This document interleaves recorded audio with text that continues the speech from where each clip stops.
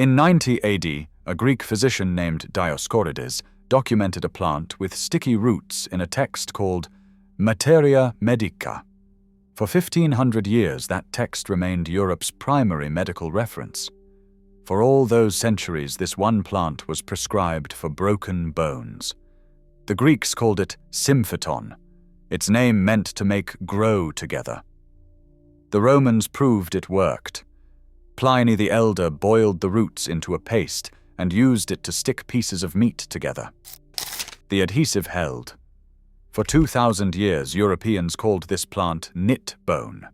Soldiers used it to heal fractures on the battlefield.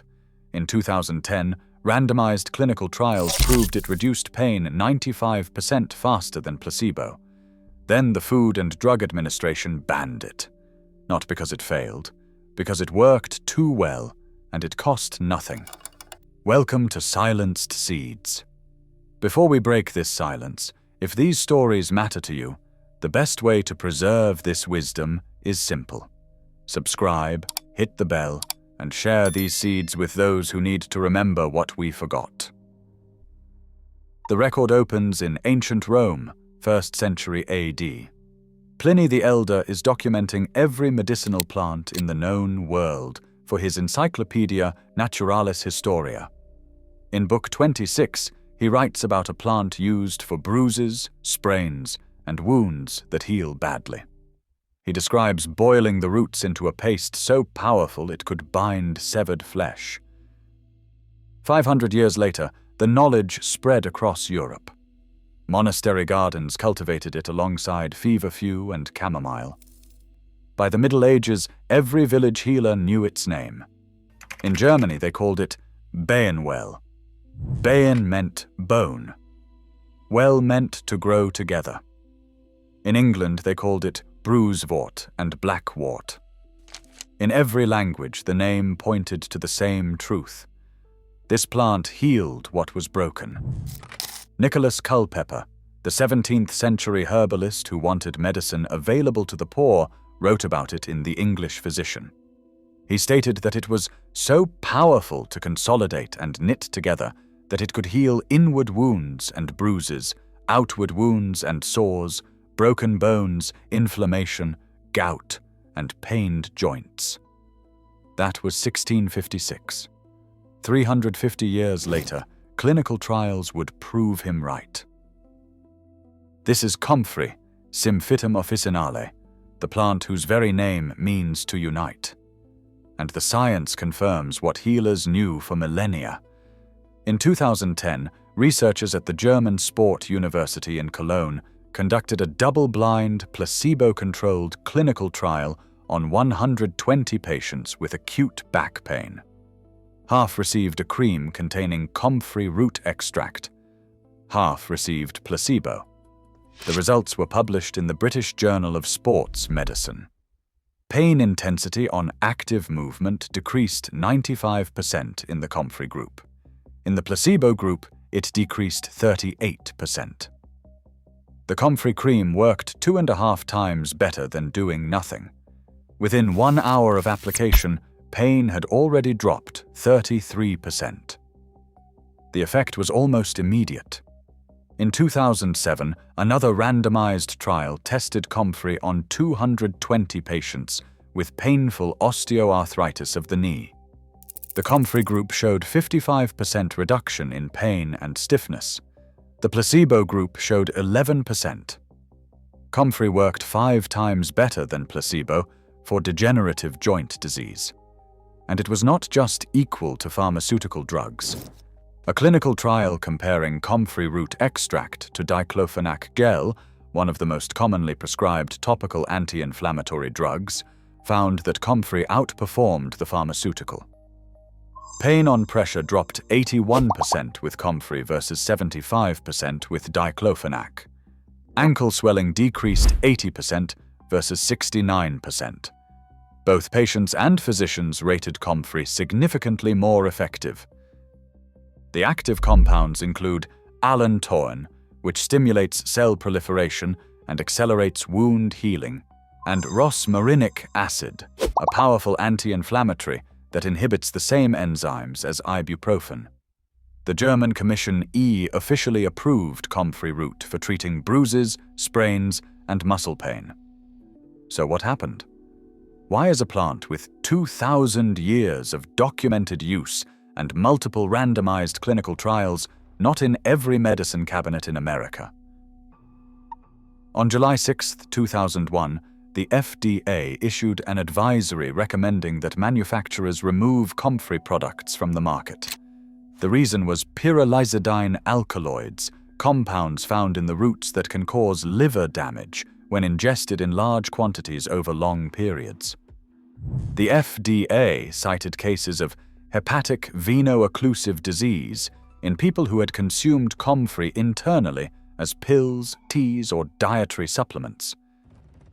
The ban was sound for internal use. Eating Comfrey roots over months or years can damage the liver. No one disputes that, but the headlines did not make the distinction. They said Comfrey causes liver damage. Full stop. Garden centers saw the word toxic and stopped stocking it. Nurseries refused to carry it. The public heard liver damage and assumed the plant was dangerous to touch. No one explained that the clinical trials proving Comfrey's effectiveness used topical preparations applied to the skin. No one explained that modern Comfrey creams are manufactured from alkaloid-free cultivars, specifically bred to eliminate the toxic compounds. The result was surgical. A plant that had been healing injuries for 2,000 years vanished from American pharmacies within 5 years. The same plant that outperformed diclofenac in clinical trials was suddenly too dangerous to sell. Meanwhile, the pharmaceutical pain industry continued its expansion. The global market for topical pain relief products exceeds $40 billion annually.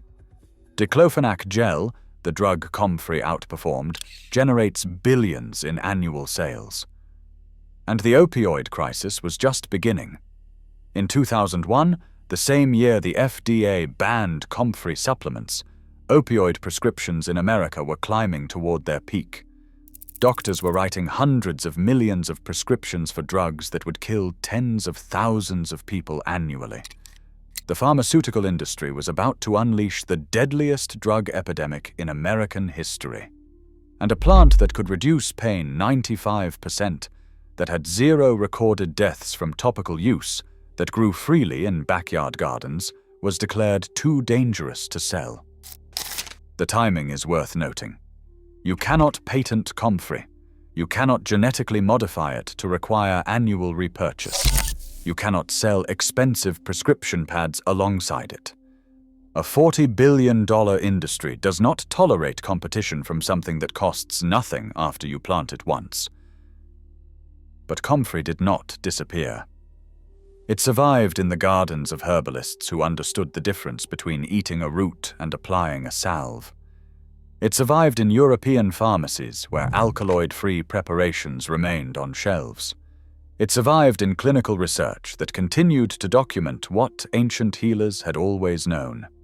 In 2005, the American Herbal Products Association and the FDA clarified that pyrrolizidine alkaloid-free Comfrey preparations were not subject to the 2001 advisory. External use of properly prepared Comfrey was never the problem. But by then, the damage was done. The public had learned to fear what their grandparents had trusted. In Germany, Comfrey root extract creams are still licensed for treating muscle and joint pain. They have been tested in children as young as 3 years old with no adverse effects. Modern preparations contain less than 0.35 parts per million of pyrrolizidine alkaloids, a concentration so low it cannot be measured by standard tests. And the science keeps confirming the ancient wisdom. A 2013 review traced Comfrey's medicinal use from Dioscorides through culpepper to modern clinical trials. The author concluded that multiple randomized controlled trials substantiate the efficacy of topical Comfrey preparations for pain, inflammation, and swelling of muscles and joints. What the Greeks called symphyton still works. What medieval healers called knit bone still heals. The plant that Pliny the Elder used to bind flesh together still reduces pain faster than placebo and better than some pharmaceuticals. You can grow what they silenced. Comfrey thrives in most temperate climates. Plant root cuttings in spring or fall, in partial shade with moist soil. Within 2 years, you will have established plants that return every spring for decades. Harvest leaves to make poultices for bruises and sprains. The knowledge never died. It retreated to the margins while synthetic drugs took center stage. It waited while the opioid epidemic proved that pharmaceutical solutions carry risks far greater than any herb. Comfrey does not ask for a prescription. It does not require a pharmacy. It does not generate shareholder returns. And that is precisely why you were taught to fear it. The Greeks named it for what it does: to make grow together. The bones, the tissues, the wounds. And maybe, eventually, the knowledge we tried to separate from the plants that carry it. If this seed was finally freed for you, subscribe to Silenced Seeds and hit the bell. Every like and every share helps break the silence. The next seed breaks free soon.